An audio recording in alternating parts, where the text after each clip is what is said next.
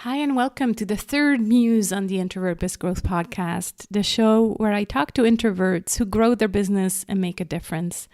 As always, I'm Sarah Santacroce, your host, and if you're new here, then I want you to know that this is not the usual format of my regular episodes. I post a new show every other Friday, and it's always a conversation with a fellow introverted entrepreneur who uses his or her introverted superpowers to make a difference. These shows are always edited by Tim, my professional podcast editor, who also creates amazing show notes pages. But today's episode is a muse, which means unedited raw content. No intro music, no bells and whistles. So it's just me sitting in front of my mic and talking into it. So I share these muses to make you think, to inspire you to break the rules, and to eventually also invite you to the gentle business revolution when it's ready. And today's muse is again composed of two parts. First, I muse by myself about financial integrity. And then I'll also share a quick conversation I had with Michelle Evans, another previous podcast guest and fellow introvert and friend of mine, about the topic marketing with integrity. Can you tell that this is becoming a theme? So let's start with financial integrity. It's a term that was introduced to me by my friend and mentor, Lisa Peterson. I interviewed her in episode 53, if you want to listen to that. And she introduced that term in her I Prosper Money Transformation program, which I'm participating in at the moment. So as integrity is so important to me, I immediately adored this expression and ran with it. And I wanted to see how I can implement even more financial integrity into my LinkedIn business. And here's what I've already had in place. So I have different offerings for different budgets. For example, I have a 12-week VIP program that teaches you how to get clients on LinkedIn with one-on-one coaching and access to video training. I have a done-for-you LinkedIn profile offer. So that's where I do everything for the client. A done-with-you LinkedIn profile offer. That's where the client gets access to my video course. And then we have one session together where we review the profile. I also have two video courses, one just for the LinkedIn profile and another one that covers everything that you need to know in order to get LinkedIn for business. So these are video only courses, so no interaction with me. So of course, they're differently priced from my one-on-one coaching packages. In addition to that, I have a LinkedIn bundle, which is a bundle of ebooks and templates that help you improve your LinkedIn profile. So for now, that's what I have already in place in order to allow, for different budgets. What I added, given this, interest in financial integrity, was some offerings that are new and that allow for, lower budgets. So one is a 12-week group program. So this is the same as the VIP, but in a group format. So that's still for the LinkedIn, how to get clients on LinkedIn. I also added a pay what you can offer for my LinkedIn bundle. So the bundle usually goes for $97. And I added an email in my automation sequence where people can pay what they can. And I set a minimum price of $25. And so then they just go to the landing page and the minimum is set at 25, but then they can, either choose to pay 25 or whatever feels good to them and what they can afford at this point. I also added a $50 discount off the LinkedIn Profile Quick Fix video course for people who are just starting out. And so if you want to see this in action, you can go to LinkedInprofilefix.com.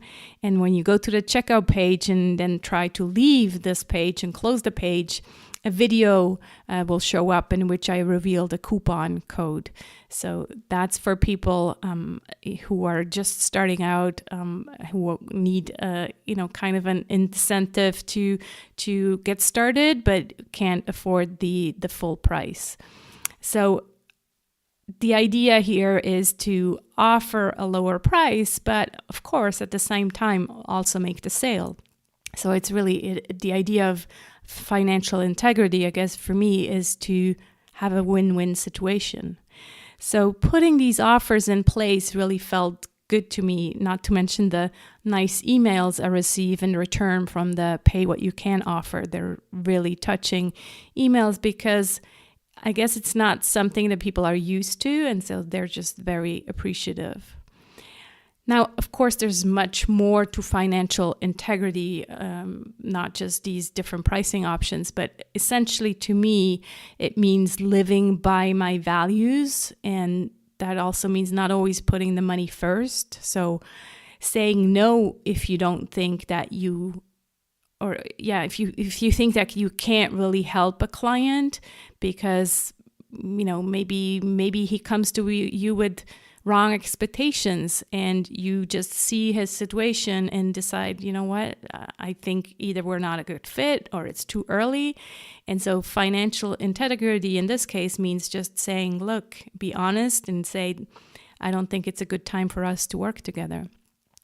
I also don't think it's a good idea to trick people into something just so they buy and then offer no value. These sales pages that kind of try to trick people into something, definitely not financial integrity. So those are a couple of ideas, and I hope this gets you thinking about how you implement financial integrity in your business, already have, and maybe can make it a focus for future business ideas as well. So all of that is part of the gentle business revolution as well.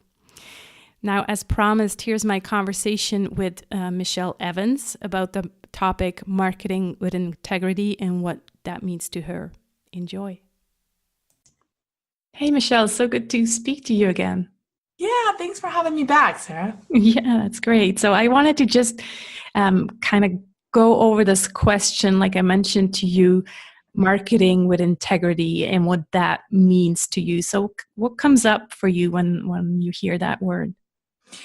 Yeah, I think marketing with integrity, when you reached out to me, it was just such a fascinating topic. I think it really starts with ourselves, right? Of being clear on who I am, who you are, and what each of us uniquely has to offer, and that we don't have to look like anyone else out there. So I think integrity really starts with knowing and accepting who we are versus who other people are telling us we need to be.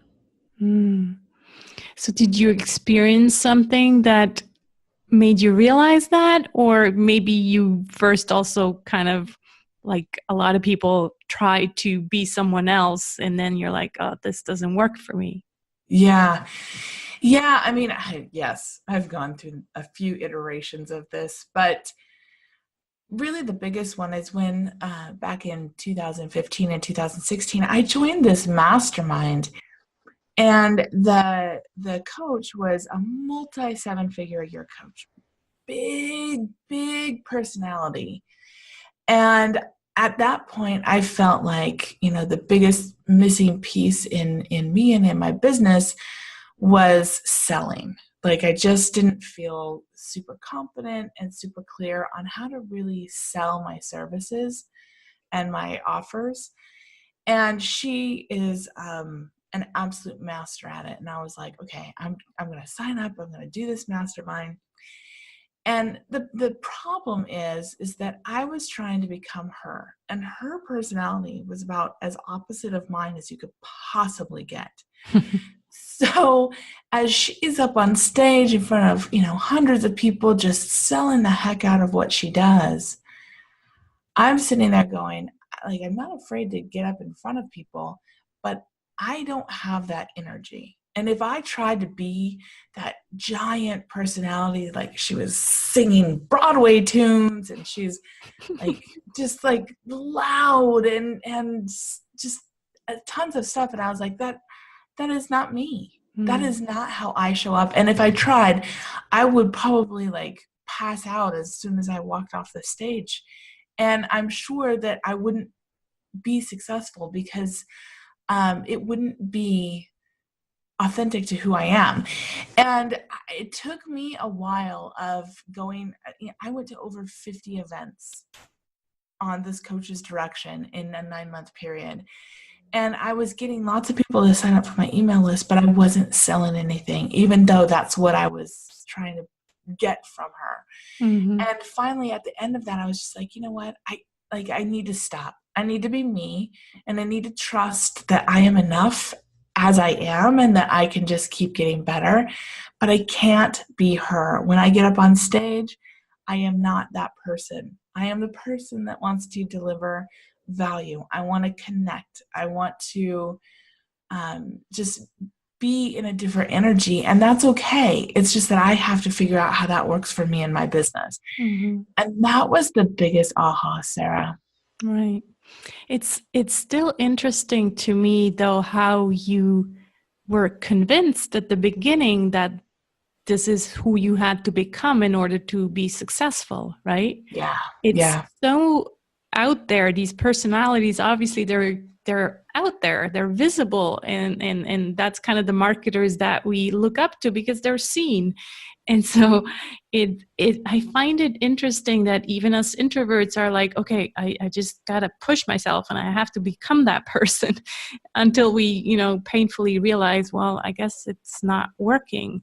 So what would you say, like, how come there's no, I mean, I know of a few introverted personalities who are quite visible, and I guess maybe I'm only following them now, haven't always, but I'm just wondering, how come these introverted personalities are not seen as successful maybe as the extroverted personalities? That's a good question.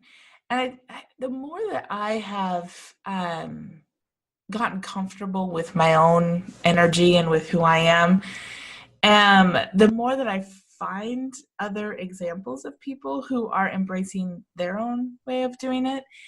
And so I guess to answer your question, I think that, some people who have maybe power or innovation as kind of their top strengths, they're really good at promoting themselves. They're really good at saying, here's all the great things that I do. You need to, you need to come be with me, and everything will be solved, right? They're not afraid of that message. And for them, it's true. Like, that feels like a true statement. But for those of us who aren't, with those huge personalities, we have our own ways of doing it, and it might be a little quieter, and it might take a little less flash or a little less push, but I think that sometimes it has more staying power, and I don't say that lightly, but we're building a really sturdy foundation of things, and the people that come into our orbit stick with us, and then it can grow really well from there. But I think that when we're first getting started, or at least for me, when I was first getting started, I just was out there looking for who's successful already, Right. and people who are the loudest might seem like they're successful, but they're not always. Yeah, they might just be really point. good at promoting themselves. And so, I probably, because I was looking for that, I was looking in my mind, I felt like you had to be that. And so I was looking for that, and then I validated it. But once I accepted myself and that I didn't have to be that big and giant, I started seeing examples of people who were really successful who weren't like that. And so, I don't know, I guess it's more what I was looking for to validate versus maybe what's actually true. It's so true what you said. When you first start, the ones who speak the loudest, well, those are the ones that you're going to be following. I think the other thing that you don't really do when you're first starting out is really being clear of what success means to you, to your own, to yourself and to your business, and what maybe it means to these other personalities. Because often once you start really looking at the success, it's not the same for you as an introvert and them as a very outgoing extrovert. They actually feel successful because they have this, big giant platform, and they have all these people in their audience, and that's success to them. Where, if you'd ask me, I definitely would not say that's success to me. Traveling every week and speaking on stage, that's not how I define success. And I'm sure it's the same for you. So sometimes just looking at success and comparing it, you realize, hey, she doesn't want the same thing that I want. Exactly. Mm. And I don't, I had something click when you were talking, but when I was looking around and thinking 50 events in 9 months, I didn't have to get on a plane for every single one of them, but for the vast majority I did. I was like, this is not actually what I want. Mm-hmm. And that moment of clarity when I said, okay, how can I be successful without this, is probably when I started really looking around for other examples. Yeah. Well, this has been great. I told you I was not going to go too long and too deep, even though we could probably keep going, but this has been great. Thanks so much for reconnecting and sharing your thoughts about marketing with integrity and success and all of that. I hope it inspires our listeners, and we'll be in touch, Michelle. Thank you. Thanks so much for listening to this Muse. And don't forget to reach out to me and let me know what you think about these new episodes, this new format. Yay or nay? So far, the feedback I've been getting is quite positive. Iris, for example, said that without the editing, it feels even more real, as if I was talking to you directly, which I am. I just don't see you. So have a great week, and I'll talk to you again next week. Take care.